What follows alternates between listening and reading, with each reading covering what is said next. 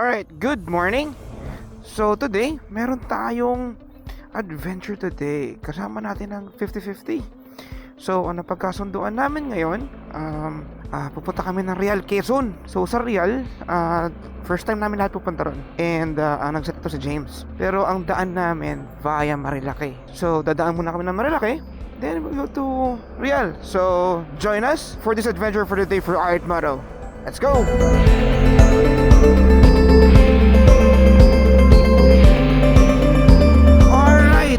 Time check is 4:02. Nandito tayo sa Bikutan ulit kasi dito tayo magkikita ng mga tropa again sa Soledad. Alam mo naman tayo, gayon tayong sukat. Then sila, nandito na naman sila sa Soledad. Dito na magkikita-kita. Hala, ba't may truck dun? Dapat sa kabilang lane yun. Scary. Pero yun nga, I hope hindi ako late kasi usapan namin 4. So it's 4:02, hindi naman ako late na late. I'm actually almost on time, but hindi ko na sure kung nandun na sila lahat. Alright, Shell, Soledad. Nandun na sila. Mga to. Morning, Carlo. Natulog ka pa. Wala, walang tulog. No sleep, brothers. No. Sleep is for 2 weeks. May adrenaline eh. Yun o, morning, John. Hello. Yun. Pag natulog ako, hindi Mario. ko kasama. Hindi mo na ako James. Yung nag-aaya, wala pa. James, asa ka na? A few moments later. James in the house. Sa wakas, tumating din.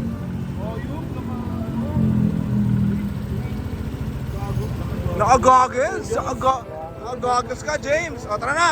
Hindi na tayo, G. Alright, good morning. Ride out na kami. Si John, si Carlo, si Burgos, si James, si Mario, tsaka si Pau. Full pa kami ngayon. 50-50, masaya-saya to. Marilaki muna kami. Then we're going to Real. Alright, ride out na kami. Marami kami ngayon. Masaya-sayang adventure to. Going to Marilaki first, then we're going to Real, Quezon. So yun na ang ruta namin for today. Time check, ano oras ba ngayon? Currently 4:49 AM. Maaga kami makakakit ng Marilaki na to. As usual, ang daan namin, C6. Liwanag pala rito pag madaling araw pa. Okay din dumaan, guys. Dadaan kami rito siyempre ng Antipolo, going to Marilaki. Oo, packet na naman kami ng Antipolo. Same route this morning. Liwanag dito, packet. Okay pala. First time ko din nakakit dito ng sobrang aga sa Antipolo. So ang daan namin madalas sa puntang Marilaki is via Teresa. Kasi sa Teresa kasi mas may portal papunta ng Marilaki. So pakita ko sa inyo ha. Daan kami ng Teresa. So ito yung way namin. Ito yung parang twisties ng Teresa bago dun sa portal na pinupuntahan namin papuntang Marilaki. Okay, ito pag umaga, ang ganda ng scenery dito. Tsaka ang ganda ng way, ang ganda ng views dito. Lalo sa gilid yan bundok eh. So ngayon, syempre, it's early morning, hindi siya kita. So kung pupunta kayo ng Marilaki from the south, dito maganda yung magandang daan. Hindi from Antipolo but from Teresa. So after maraming bends dun sa taas from Teresa, there's makikita kayo ng Alpha Mart dyan. Pasok kayo dun sa Alpha Mart na yun, yung road na yun. Kasi pagpasok nyo dyan, ang labas nyo na is Palo Alto na. Hindi na kayo long way. Kaya very accessible yung way na to. Lalo pag pupunta kayo ng Marilaki talaga. So ito yung binaboy-boy pa rin namin yung from Alpha Mart. So ang dulo nito, Palo Alto na. Medyo mahaba-haba lang talaga to. Tsaka medyo maraming lubak. So ito yung ahon. Paakit na ng Palo Alto, Marilaki. Lalay lang. So Palo Alto na to. So early morning kami nandito. So time check tayo. It's 5:42 in the morning. Nasa Marilaki na kami ng 5:42 from Paranaque. Sobrang ang bilis din namin kasi maaga kami. Then ang masaya dito, it's the first time magmamarilaki din ako ng parang night ride na rin kasi walang ilaw eh. Ganto pala scenery sa Marilaki pag wala pang araw kasi wala rin siyang street lights eh. Palo Alto, si Bea Alonso. Kaso ganto kaaga, wala ka pa namimitik. Sorry na lang muna kami. Tamang chill ride lang muna kami sa Marilaki. So ganito pala pag morning sa Marilaki. Basa yung kalye, pero hindi umuulan. Sobrang fog yung moist niya. So ang nangyay ganito, parang umuulan pero hindi. Basang-basahan talaga. So BNK muna kami ngayon. mag-breakfast muna kami rito. Kasi baka mawala kaming makainan mamaya sa Real. It's better off na mag-breakfast na muna kami sa BNK sa Marilaki. Total maaga pa naman. May hinahabol pa yun rin ng konti. It's a good ride. Medyo masalan talaga. Chill muna kami. Yun ang mga nag-morning night wet ride. Hey, Pao. Lamig! Lamig! Si Jan tamang photography si Jan. Today's adventure na so ito pa rin James and ADV. Click 160. Tapos kay Pao, ECX din kay Carlo. Ang ating ADV, syempre. Pakaming Aerox parin dyan. Version 1. Ang gaspulan. Tapos click 125 ni James number 2. And ang click 150 ni Mario na red and white. Ano may patin for the day. Ride out na kami. Ayan o. Preparing na kami. Nakakain na. Busog na kami nakapagkape. Okay muna kayo. Diyan. Kayo. Ayun o. Nice. Welcome to my vlog. Pare Carlo. Aro, kuha ka muna. Ayun o. Ayun, pare Pao. Yun. May kapote. Handa yung batang yun. Let's go. We're going to Real. Akit na kami. Sana gumanda yung panahon. Lalakad na kami. Morning, early morning right now. So, nagpipin lang kami ngayon ng location. Going to Real. Alright, ride out na kami. We're going to Real. Diretso na to. Open. James. Early morning. Ang ganda na naman ang tanawin. Whew! Kanina kasi night ride sa gabi kami sa early morning eh. Kaya hindi mo ma-appreciate yung Marilaki. Pero ito ngayon, maganda na ulit yung scenery. So papagas muna kami just to make sure na sapat ang gas namin papuntang Real. Ayan sila. Pero James, nakapila ako kay James ngayon. So tapos na kami magpagas, diretso na kami ng Real. Medyo gumaganda na yung panahon. Sana tuloy-tuloy na yung ganito. Hindi na umulan. Hirap pag umuulan eh. Pero di na to. Let's go. Yun ang ganda ng view. Woohoo! Wow! Ang ganda ng view, grabe. Damn. Panalo. So uwi namin ngayon papuntang Real. Dadaan kami ng bandang papuntang Pililla. So there's a junction there. May junction doon. Hindi kami kakaliwa. Kakanan kami, diretso kami. So yun ang sinasabing daan na papuntang Real. Intersection kami rito. Kung babagtasin yung dinaanan namin kanina, kakaliwa tayo rito. So para papuntang Pililla na nga rin to. So ang way namin ngayon, akit ulit kami ng windmill. Bababa kami ng Mabitak. So yun na route. Akit ng windmill, baba ng Mabitak. Then diretso na kami pababa na Real na. Diretso pa rin. Medyo mahaba-habang biyahe pa to. Pero it's good to have na dadaan pa rin kami ng windmill. Kasi ganda rin ang scenery dito eh. Ayan o. Totally kita na nga rito yung mga windmill ng Pililla eh. Panalo pa rin. Woo! Zigzagging away. Twisties.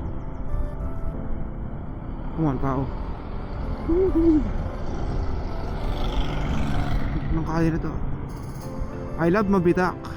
Nasa Mabitak na kami pababa. Kasi umakit kami ng Pililla. Kami ng Pililla. So, dire-diretso kami. Bababa kami ng Mabitak. Oh, ganda. Ang ganda ng tanawin. Grabe. High speed. Ang ganda ng tanawin. Ang ganda ng view. Grabe. Open field. Ang ganda ng view sa baba ng Mabitak. Wow.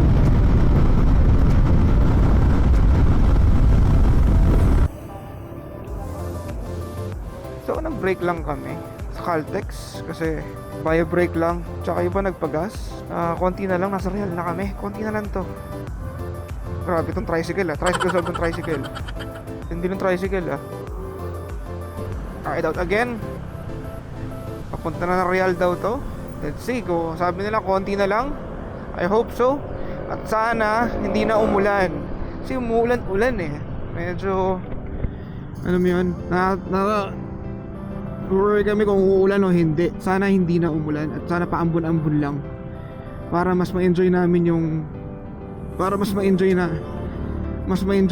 yung view sa Real. Oh, checkpoint. Wow, ganda ng view rito, oh. Sa mga bundok. Oh, ganda ng view. Maulan eh, medyo maulan. Sana hindi maulan na lumakas. Ganito lang, okay na to. Huwag na lalakas, ganito lang. Grabe yung mga bundok, oh.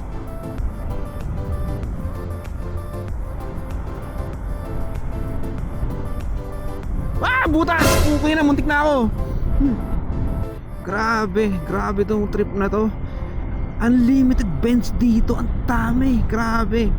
Kung hindi umuulan tong sarap sana eh. Pero double precaution ka rito. Kaya dalawang beses ang muntik na mag-slide. Ang dulas kasi. Pero grabe yung bends dito. Mas marami to kaya sa Marilaki. Ang sharp din ng mga bend. Di nauubos. Pero grabe yung experience, guys. Ngayon lang ako nakadaan dito, first time. Yung makita mo to, yung ma-experience mo yung ganito. Yun yung benefit talaga pag nagmumotor. Ang dami mong napupuntahan, ang dami mong first time na na-experience sa pagmumotor. At mga lugar na napupuntahan. Yun ang masasabi ko talagang nakakatuwa sa pagmumotor. So nag-stop over lang muna kami kasi ang ganda ng view rito sa gilid ng bundok, kung nakikita ninyo. Nagpicture lang kami muna, pero ang ganda ng scenery dito, grabe. Nag-open yung spot eh, kaya naisipan namin mag-picture. Si James, si Pau, ayun na pala si Mario, tapos si James tsaka si John, team na ulit. Kung tuyo yung kalsada, okay sana eh, nandun yung confidence mong bumangking, pero wag gantong basa, nakakatakot siya kasi baka mag-slide ka eh. Tsaka yung kali, may mga gandang kali, katulad ng magandang kali ito, pero may mga kali, may mga butas sa gitna eh, gilid-gilid din, nakakatakot din eh. Kaya with caution talaga yung daan na to, tsaka mapapalabang ka talaga sa terrain. Kaya guys, ayan, join us pa rin on R8 Moto Adventures. We're going to Real, malapit na kami. Dagat na pala to. Wow, dagat na pala to, guys. Grabe yung mga alon, no. Dagat na pala to, mahampas yung mga alon. Wow, grabe. Alon, dagat. Alon, ito yung tubig.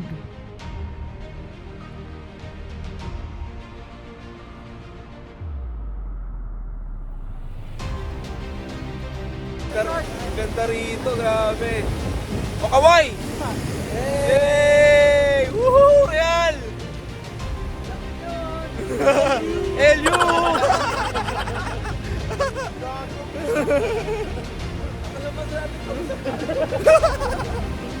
Marlo in the house! Marlo kaway! You know? Yun no? If that's paring Carlo, chill na chill lang. Chill na chill lang. Sa ledgi ng dagat. No? Malamig. Malamig yan, nakalabas pa ang braso. Intindi mo, Brad. So, chill lang muna kami rito. Chill muna. Grabe. Rewarding din yung ginawa namin business doon. Stop pa yan.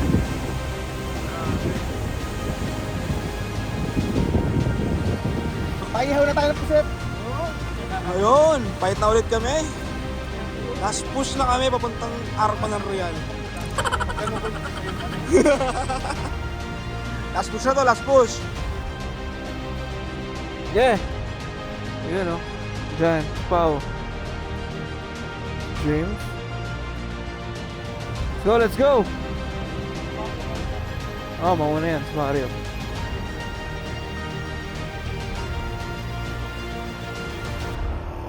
Yun, no. So, punta raw kami ng Balagbag Falls. Park lang muna kami rito.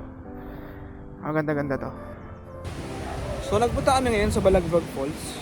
So, napagkasundoan namin mag side trip dito.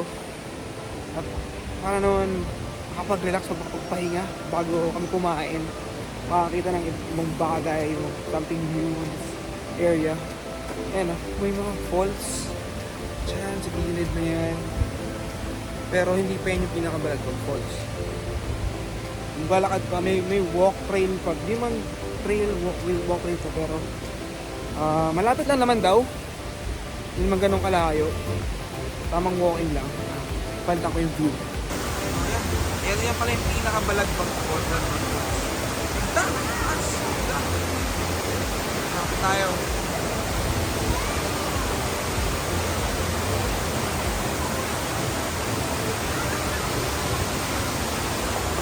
Wow! Ang ganda! Kung may panligo lang, may umakyat talaga eh. Ay, ang ganda. Ang background, ang ganda ng falls, grabe, sulit. Pagpunta ka pala kayo ng Balagbag Falls, may entrance fee. 40 pesos yung entrance and tourism fee of 40 pesos. So, a total of 80 pesos pag gusto niyo magpunta rito. Mura lang naman, sobrang worth it na yun, hindi na masama yan. At kung gusto niyo maligo, pwede rin maligo, pwedeng maligo. Wala lang kaming panligo talaga. Kasi hindi naman namin alam na ganito. Pero, nakaka-tempt ng tumalon. Ang ganda. Woo! So, balik na kami sa parking area ng motor. Hanap ko yung mga kainan. Medyo pagod na kami, pero masaya. Okay to. Kailangan na ng pahinga. Kakain, tapos uuwi na kami. Solve na solve yung lakad na to, grabe. Hindi sayang yung lakad. Talagang solve to. Sulit yung punta namin ng Real Quezon. Ang dami namin nakitang bago. Dami sa paningin. Grabe. Sulit yung lakad na to. Tay, salamat po! Salamat po, tay! Labas muna kami ng Balagbag Falls. Hanap naman kami ng makakainan. Sabi sa bandang kanan daw, meron daw dito. So, pagtapos namin kumain, magde-decide namin umuwi, syempre. Sana gumanda na yung panahon. Yung ambon-ambon, okay na yan eh. Huwag lang umuulan ng malakas. Yun siguro yung pinakamaganda ron. The Hungry Bar. Dito kami kakain. Okay to. Hindi lang kami. Yun o, higa ka muna, kumakain kayo eh. Yan. Yun o, James o. Kain na ako. Yun o. Eko! Yun, so tapos na kaming kumain. Ikot ko lang kayo dito sa napuntahan namin. So, ito yung mga motor namin sa harapan. Okay naman yung parking. So, ito yung Hungry Bar. So, resort siya sa loob, pero may kainan. Kung gusto nyo kumain, kain muna kayo. And then, papasok tayo to. Papasok nyo. Pangalan ng resort is the Mangrove Tree. So, pwede kayong mag-stay dito. Pwede kayong order ng food dito rin as well. Pwede nyo rentahan yung place as well. Event space sa Real Quezon. Siya event space pala. It's more of a hotel na pwede mo mag-stay o pwedeng staycation ng pamilya. Maganda yung lugar kasi maliit lang, hindi ganun kalaki. And meron ding spot dito na pwede kayong mag-chill. So, nandun kasi sa likod, doon kami kumain sa likod. Ang ganda yung spot, open siya. Meron yung infinity pool. Ang ganda ng infinity pool dito. Chill na yan. Meron tayong infinity pool sa likod. Yan o. Medyo maambon lang ngayon. Kasi meron sand play sa likod. Ang ganda ng spot. Ayun. Doon sila tumatama ba eh. Ang ganda ng place. Pwede nyo rentahan yung likod na to. Pwede nyo rentahan yung buong place sa likod. Don't know how much. Pero masarap yung food. Kumain kami ng Hungarian sausage. Tsaka alam ko silog kumain din. Pero masarap. Affordable din yung food. May mga meals. May mga combo meals. May mga silog meals. 100 pesos nga lang yung Hungarian. So sulit na yun. Kaya panalo. Kung pupunta kayo ng Real, nagbumotor kayo or gusto nyo kasama pamilya, I recommend itong place na to. Ang ganda ng lugar. Pwede ang ganda pang relax kasi tinan mo yung harapan. Yung likod. Yung beach side niya. Ang ganda. Hindi nga lang siguro makakalangoy talaga sa dagat dahil lalakas yung waves. Pero kung pool lang, staycation, may sandbar, manalo to. Ang ganda. Wrapping it up for our 8 Moro Adventures for today. Real Quezon, grabe ang saya. Kasama ang tropa, kasama ang 50-50. Thank you guys para samahan ako sa ating Art Moro Adventures. Thank you James for setting this up kasi James really pushed to have this ride today to Real Quezon. Kaya guys, if you like this episode of Art Moro Adventures, please like and subscribe to my YouTube channel. Follow me on Facebook, YouTube, and Instagram. Thanks guys! Hanggang sa muli, Godspeed! Bye!